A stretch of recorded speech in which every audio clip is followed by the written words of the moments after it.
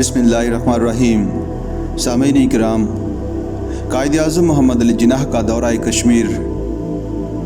कायद-ए-आज़म मोहम्मद अली जिन्नाह के दौरा कश्मीर के सिलसिले में जनाब के.एच. खुर्शीद साहब मज़ीद लिखते हैं, कायद-ए-आज़म मोहम्मद अली जिन्नाह लाहौर से सैयद मुरातब अली के मेहमान की हैसियत से रवाना हुए।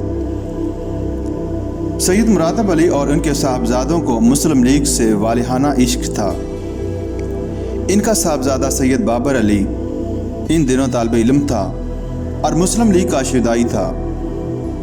इस कार में कायद-ए-आज़म के साथ मोहतरमा फातिमा जिन्नाह, इनका ज़ाती मुलाज़म गुल मोहम्मद ज़री गुल भी था।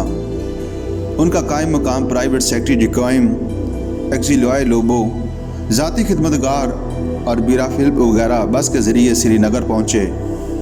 ये दोनों असहाब गोवा के ईसाई थे। श्रीनगर में इस्तकबाल के लिए हुकूमत ने शरारतन भी और तसादम को टालने की खातिर भी नेशनल कॉन्फ्रेंस और मुस्लिम कॉन्फ्रेंस के लिए अलग अलग जगहें मखसूस की। नेशनल कॉन्फ्रेंस की कोशिश थी कि उसे इस्तकबाल करने का मौका पहले मिले। इसकी वजह यह थी कि नेशनल कॉन्फ्रेंस से बेजारी के बायस शेख अब्दुल्ला की अपील पर अवाम बड़ी तादाद में जमा नहीं हो सकते थे। इसलिए उन्होंने हुकूमत से मिल मिलाकर प्रताप पार्क इस्तकबाल करने के लिए मखसूस करा लिया। जाहिर है लोग कायद-ए-आज़म के शौक़ दीदार में पहले इस्तकबाली मकाम पर को तरजीह देते। चुनांचे ऐसा ही हुआ। मुस्लिम कॉन्फ्रेंस को वहाँ से 1.5-2 मील दूर डेहल गेट के मुकाम पर जगह दी गई, जहाँ खुला मैदान भी न था। ये सब कुछ ये तासर देने के लिए किया गया था कि मुस्लिम कॉन्फ्रेंस के हामी कम तादाद में हैं। कायद-ए-आज़म की सवारी अल्लाहु अकबर और जिंदाबाद के पुरजोश नारों में जा बजा बनी हुई महराबों में से गुजरती हुई आगे बढ़ रही थी। प्रताप पार्क में नेशनल कॉन्फ्रेंस की तरफ से शेख अब्दुल्ला ने सिपासनामा पढ़ा। कायद-ए-आज़म ने अपनी मुख्तसर सी तकरीर में एक तारीखी बात कही जिस पर नेशनलिस्ट लीडर बहुत बनाए। उन्होंने फरमाया, आपने इस्तकबाल मेरी ज़ात का नहीं बल्कि इसलिए किया है कि मैं हिंदुस्तान के मुसलमानों की नुमाइंदा जमात ऑल इंडिया मुस्लिम लीग का सदर हूँ। जनाब के.एच. खुर्शीद साहब लिखते हैं, नहर के किनारे कश्मीर मुस्लिम स्टूडेंट्स यूनियन ने भी इस्तकबाल किया। मैं इसका जनरल सेक्रेटरी था। मुस्लिम कॉन्फ्रेंस के इस्तकबालिया कमेटी के चेयरमैन मीरवाज मोहम्मद फ़ारूक के वालिद मौलवी मोहम्मद अमीन मरहूम और जम्मू से कश्मीर असम्बली के मेंबर शेख मोहम्मद अमीन थे। मुस्लिम कॉन्फ्रेंस के नुमाया लीडर चौधरी गुलाम अब्बास, मीरवाहस मोहम्मद यूसुफ शाह साहब और A.R. सागर थे। कायद-ए-आज़म ने यहाँ भी मुख्तसर सी तकरीर फरमाई और कश्मीरी मुसलमानों को यही पैगाम दिया, हमारा खुदा एक, रसूल एक, किताब एक और दीन एक है, तो हमारी तंजीम और कायद भी एक ही होना चाहिए।